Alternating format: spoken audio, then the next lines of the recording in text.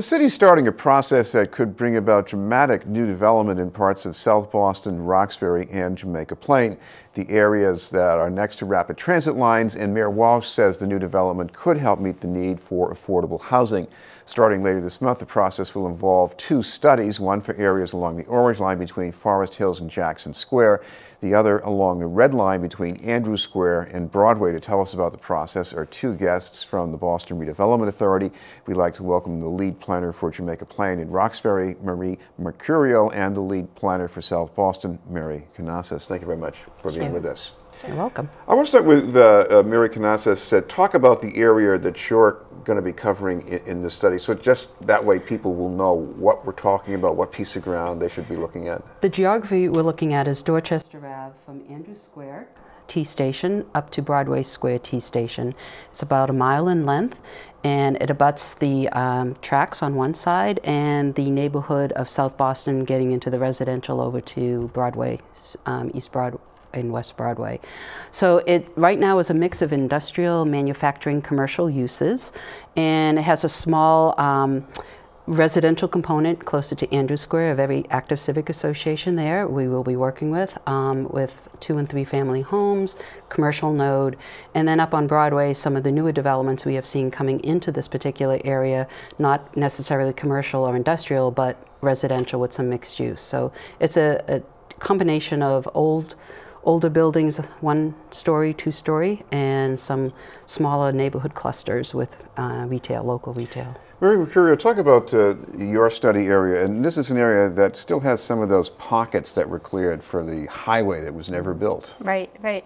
So our study area will start just north of what was the Casey Overpass, and we'll go up along the Washington Street corridor up to Eggleston Square, and then we shoot off west to Jackson Square along Columbus Ave, and then take a south detour down Amory Street to kind of close up that study area. And this is a little bit different than the South Boston corridor study because it's more of an established neighborhood. You got folks in Forest Hills and the Eggleston Square group and all the residential area in between, but a lot of mixed use along Washington Street, some industrially zoned areas and 1-story industrial areas that we'll be looking at both for land use, public realm improvements, transportation improvements as well.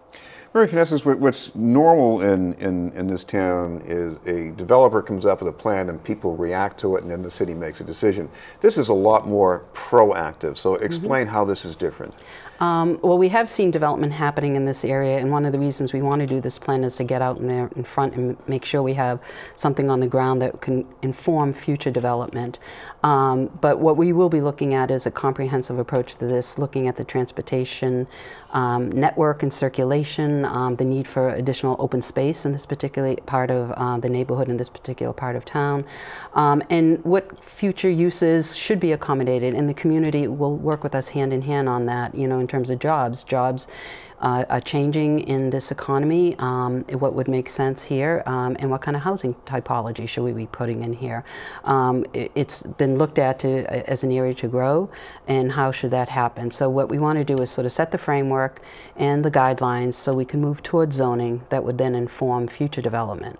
Right. Marie Mercurio, what about things like, well, affordability? You can't really dictate affordability and guidelines, but a lot of people in the neighborhoods want to do something. Sure. No, that'll be a real big component of our planning process. We know we'll get a lot of feedback on that, and we'll work with the BRA and other city agencies to potentially take a second look at our current affordability component.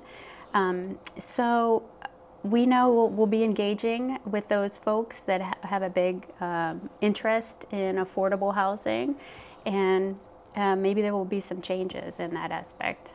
Mary Knasas, another big issue in South Boston is parking. Is underdeveloped as some of these parcels you're talking about happen to be. There are people on the other side of Dorchester Avenue saying, "Where am I going to put my car?" parking will be one of the key issues to be looked at in conjunction with density. And one of the things that we do have is transit nodes. It's a great right here in terms of, and also walkability. But we are going to have to look at the full spectrum of how people get around, whether you're a pedestrian, on a bicycle, you know, needing to drive to get to your place of work, or using the public transit system.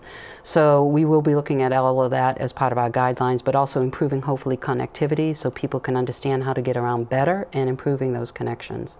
So Marie, what's the best step for people who want to get involved in this? Because I know there are different tiers of involvement too. Sure. Well, both studies will be kicking off in the last week of July. So for the Jamaica Plain Roxbury study, we're having an open house on July 28th, and they can come to the open house and engage with us, meet the team, get on a sign-in sheet, meet us and learn about this study. And then going forward in the fall, we'll really be rolling up our sleeves with an advisory group, and those folks will be engaged with us all along the way. I don't know if you want to... The open house for South Boston will be on July 30th, and it's just a kickoff, make sure we get more people in the community involved. Nomination papers will be available if people want to nominate themselves or someone from their community. And again, rolling up our sleeves in September going forward with an advisory group, but constantly having the community involved along the way. And Marie, I know there's a way people can follow this online, tap in. Yes, we both have bit.ly websites, bit.ly/plan-JP-Rocks. All right, thank you both very much, Mary Knasas and Marie Mercurio Thank you. from the Boston Redevelopment Authority. We'll have more news in just a moment.